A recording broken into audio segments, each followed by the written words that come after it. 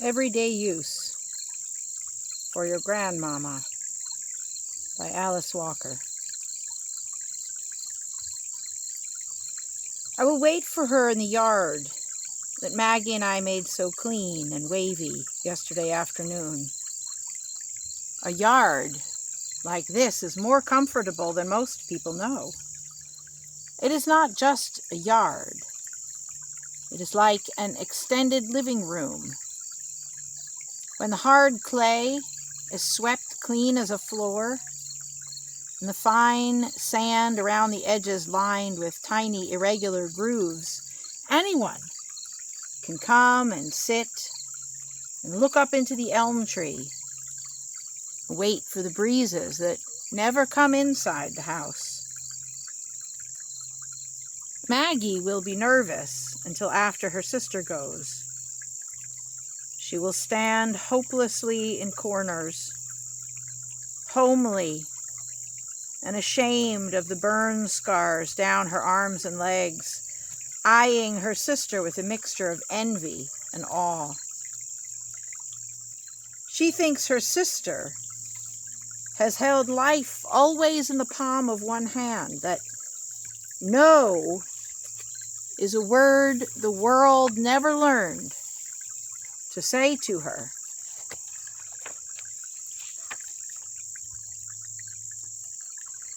You've no doubt seen those TV shows where the child who has made it is confronted as a surprise by her own mother and father tottering in weakly from backstage.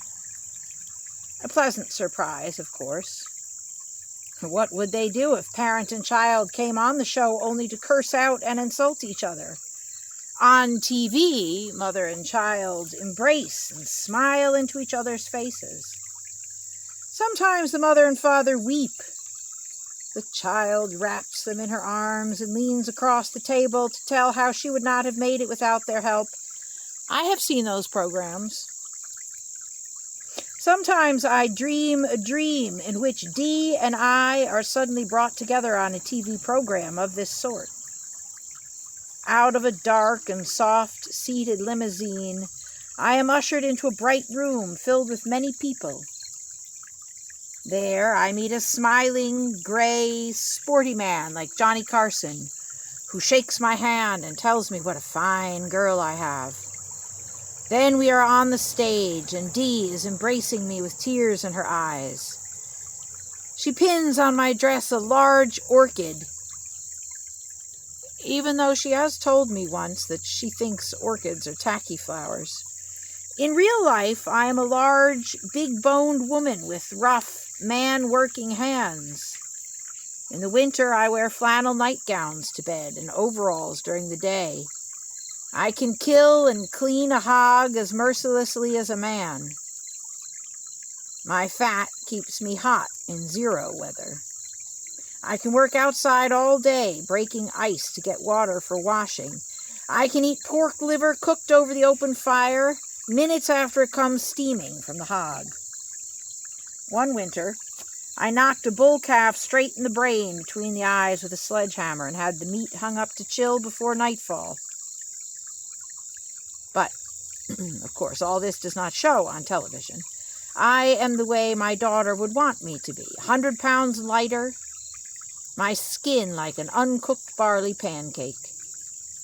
My hair glistens in the hot, bright light. Johnny Carson has much to do to keep up with my quick and witty tongue. But that is a mistake. I know even before I wake up. Who ever knew a Johnson with a quick tongue? Who can even imagine me looking a strange white man in the eye? Seems to me I have talked to them always, with one foot raised in flight, with my head turned in whichever way is farthest from them. Dee, though, she would always look anyone in the eye. Hesitation was no part of her nature. How do I look, Mama? Maggie says, showing just enough of her thin body enveloped in pink skirt and red blouse for me to know she's there, almost hidden by the door. Come out into the yard, I say. Have you ever seen a lame animal? Perhaps a dog run over by some careless person rich enough to own a car, sidle up to someone who was ignorant enough to be kind to them. That is the way my Maggie walks. She has been like this, chin on chest, eyes on ground, feet in shuffle, ever since the fire that burned the other house to the ground. Dee is lighter than Maggie, with nicer hair and a fuller figure. She's a woman now, though sometimes I forget. How long ago was it that other house burned? 10, 12 years? Sometimes I can still hear the flames and feel Maggie's arms sticking to me, her hair smoking and her dress falling off her in little black, papery flakes. Her eyes seem stretched open, blazed open by the flames reflected in them. And Dee, I see her standing off under the sweet gum tree she used to dig gum out of, a look of concentration on her face, as she watched the last dingy gray board of the house fall in toward the red-hot brick chimney. Why don't you do a dance around the ashes? I'd wanted to ask her. She had hated the house that much. I used to think she hated Maggie, too, but that was before we raised the money, the church and me, to send her to Augusta to school. She used to read to us without pity, forcing words, lies, other folks' habits, whole lives upon us too, sitting trapped and ignorant underneath her voice. She washed us in a river of make-believe, burned us with a lot of knowledge we didn't necessarily need to know, pressed us to her with the serious way she read, to shove us away at just the moment like dimwits we seemed about to understand. Dee wanted nice things, a yellow organdy dress to wear to her graduation from high school, black pumps to match a green suit she'd made from an old suit somebody gave me. She was determined to stare down any disaster in her efforts.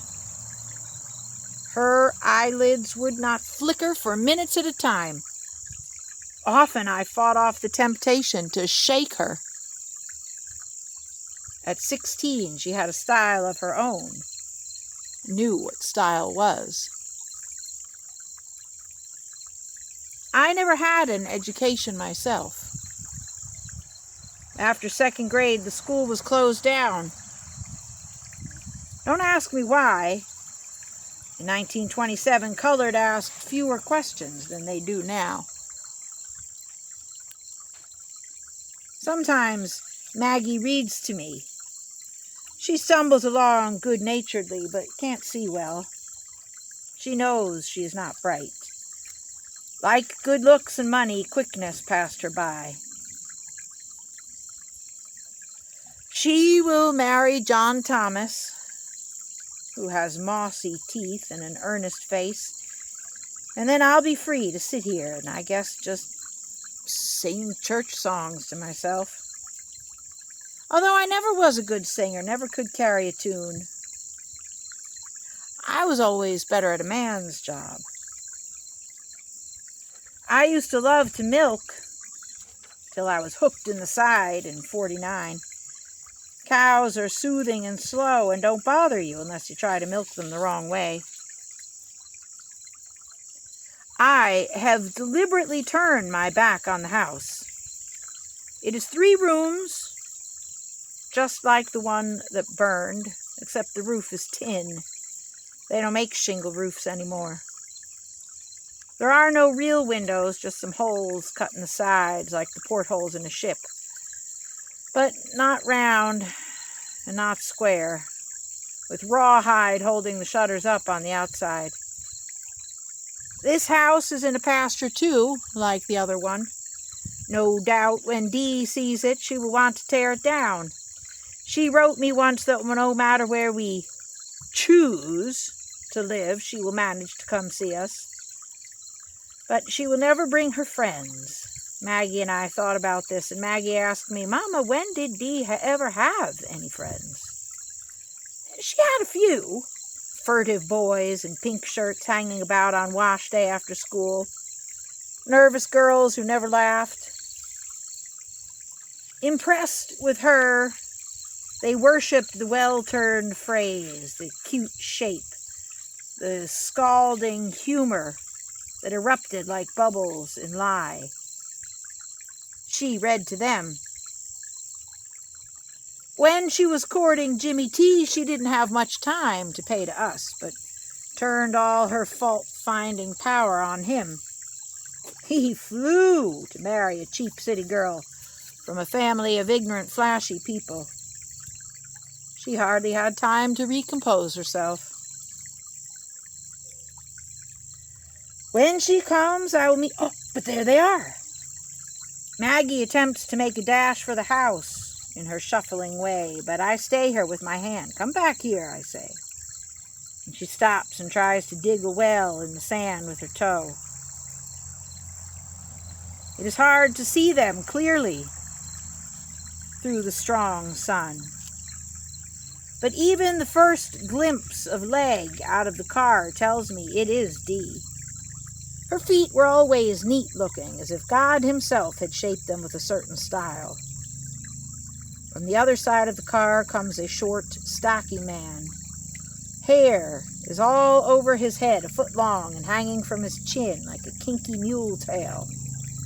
I hear Maggie suck in her breath, is what it sounds like. When you see the wriggling end of a snake just in front of your foot on the road. Dee next. A dress down to the ground in this hot weather. A dress so loud it hurts my eyes. There are yellows and oranges enough to throw back the light of the sun. I feel my whole face warming from the heat waves it throws out. Earrings gold too, and hanging down to her shoulders.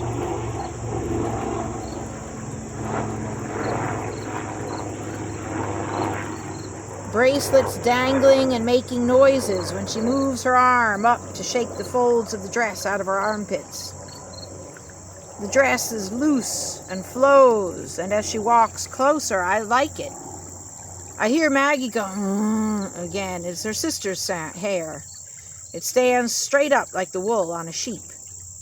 As black as night, and round the edges are two long pigtails that rope about like small lizards disappearing behind her ears.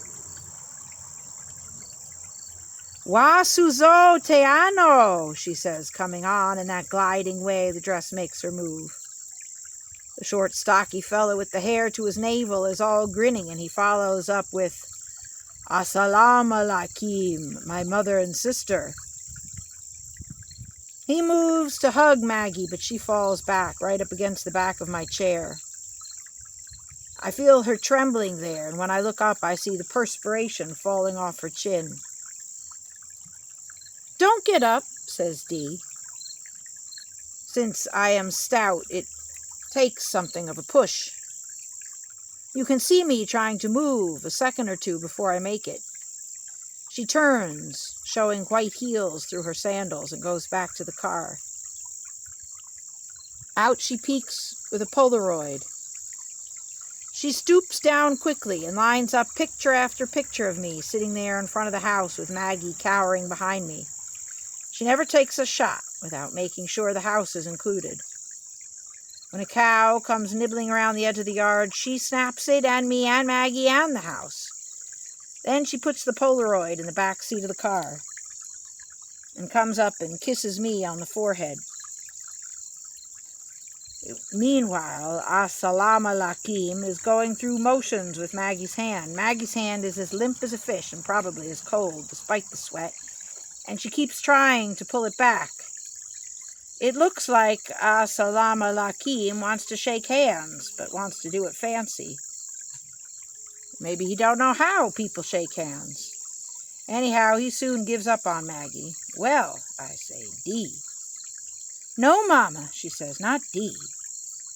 Wangero liwanika kamanjo. What happened to Dee? I wanted to know. She's dead, Wangero said. I couldn't bear it any longer being named after the people who oppress me. You know as well as me you was named after your Aunt Deesy, I said. Deesy is my sister. She named Dee. called her Big D after D was born. Who was she named for? Asked Juanguero. I guess after Grandma D, I said. And who was she named for? Asked Juanguero. Her mother, I said, and saw Juanguero was getting tired.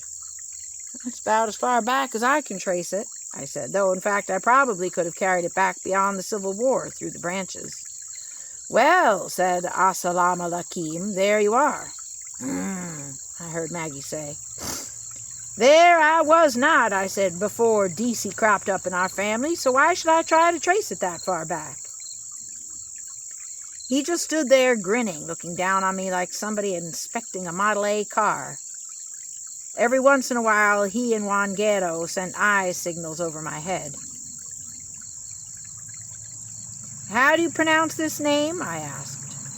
You don't have to call me by it if you don't want to, said Juanguero. Why shouldn't I asked. That's what you want us to call you, we'll call you. I know it might sound awkward at first, said Juanguero. I'll get used to it, I said. Ream it out again. Well, soon we got the name out of the way. Assalamu alaikum had a name twice as long and 3 times as hard. After I tripped over it 2 or 3 times, he told me just to call him Hakim a barber. I wanted to ask him, was he a barber? But I didn't really think he was, so I didn't ask. You must belong to those beef cattle people down the road, I said. They said Assalamu alaikum when they met you too, but they didn't shake hands. Always too busy feeding the cattle, fixing the fences, putting up salt lick shelters, throwing down hay. When the white folks poisoned some of the herd, the men stayed up all night with rifles in their hands. I walked 1.5 miles just to see the sight. Hakim a barber said, I accept some of their doctrines, but farming and raising cattle is not my style. They didn't tell me, and I didn't ask, whether Juanguero, D, had really gone and married him. We sat down to eat, and right away he said he didn't eat collards, and pork was unclean. Juanguero, though, went on through the chitlins and cornbread, greens, and everything else. She talked a blue streak over the sweet potatoes. Everything delighted her, even the fact that we still used the benches her daddy made for the table when we couldn't afford to buy chairs. Oh, Mama, she cried. Then she turned to Hakim a barber. I never knew how lovely these benches are. You can feel the rump prints, she said, running her hands underneath her and along the bench. Then she gave a sigh, and her hand closed over Grandma D's butter dish. That's it, she said. I knew there was something I wanted to ask you if I could have. She jumped up from the table and went over in the corner where the churn stood. The milk in it clabbered by now. She looked at the churn and looked at it. The churn top is what I need, she said. Didn't Uncle Buddy whittle it out of a tree you all used to have? Yes, I said. Uh-huh, she said happily. And I want the dasher, too. Uncle Buddy whittle that, too? Asked the barber. D, Juanguero, looked up at me. Aunt D's first husband whittled the dash, said Maggie, so though you almost couldn't hear her. His name was Henry, but they called him Stash. Oh, Maggie's brain is like an elephant, Juanguero said, laughing. I can use the churn top for a centerpiece for the alcove table, she said, sliding a plate over the churn. And I'll think of something artistic to do with the dasher. When she finished wrapping the dasher, the handle stuck out. I took it for a moment in my hands. You didn't even have to look close to see where hands pushing the dasher up and down to make butter had left a kind of sink in the wood.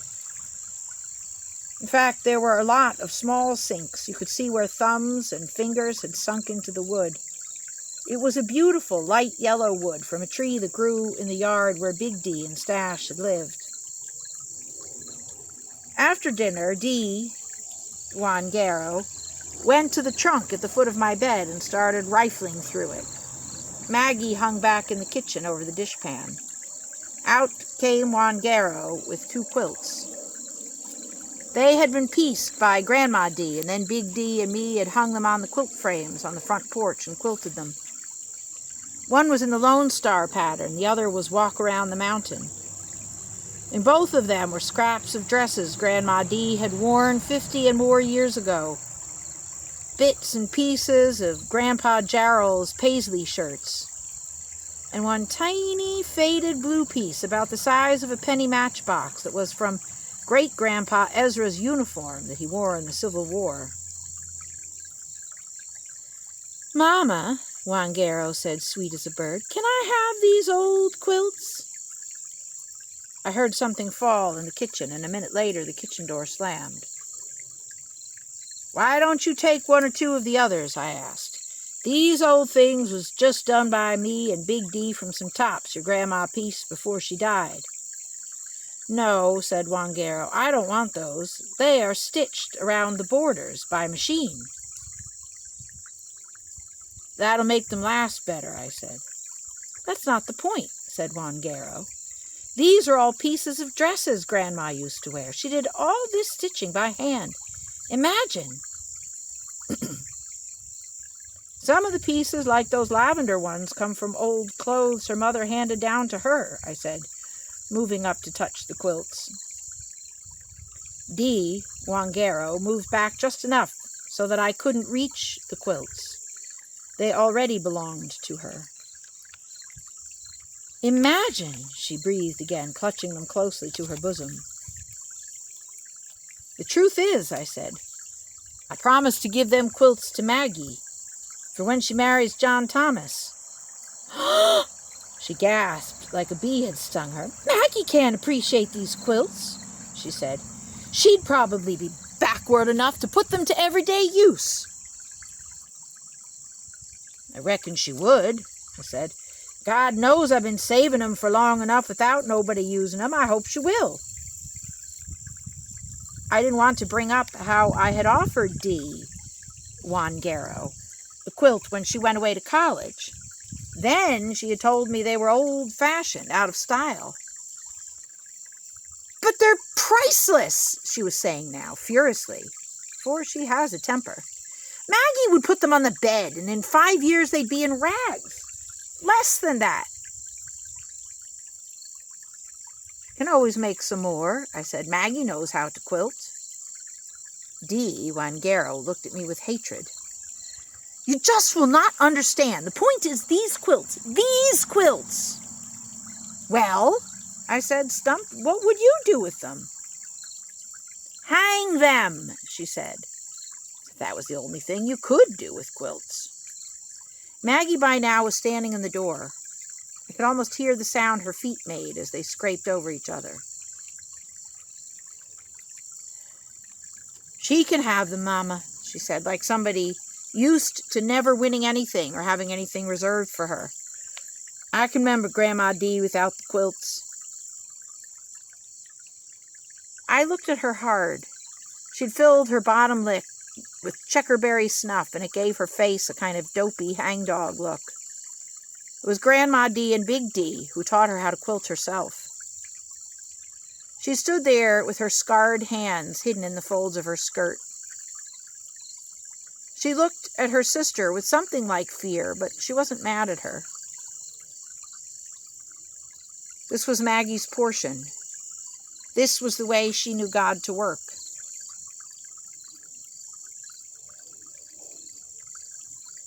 When I looked at her like that, something hit me in the top of my head and ran down to the soles of my feet. Just like when I'm in church and the Spirit of God touches me and I get happy and shout. I did something I never had done before. Hugged Maggie to me, then dragged her on into the room, snatched the quilts out of Miss Wangaro's hands, and dumped them into Maggie's lap. Maggie just sat there on my bed with her mouth open. "Take one or two of the others," I said to Dee. But she turned without a word and went out to Hakeem, our barber. "You just don't understand," she said as Maggie and I came out to the car. "What don't I understand?" I wanted to know. "Your heritage," she said. And then she turned to Maggie, kissed her, and said, "You ought to try to make something of yourself too, Maggie. It's really a new day for us. But from the way you and Mama still live, you'd never know it." She put on some sunglasses that hid everything above the tip of her nose and her chin. Maggie smiled, maybe at the sunglasses, but a real smile, not scared. After we watched the car dust settle, I asked Maggie to bring me a dip of snuff. And then the two of us sat there just enjoying until it was time to go in the house and go to bed.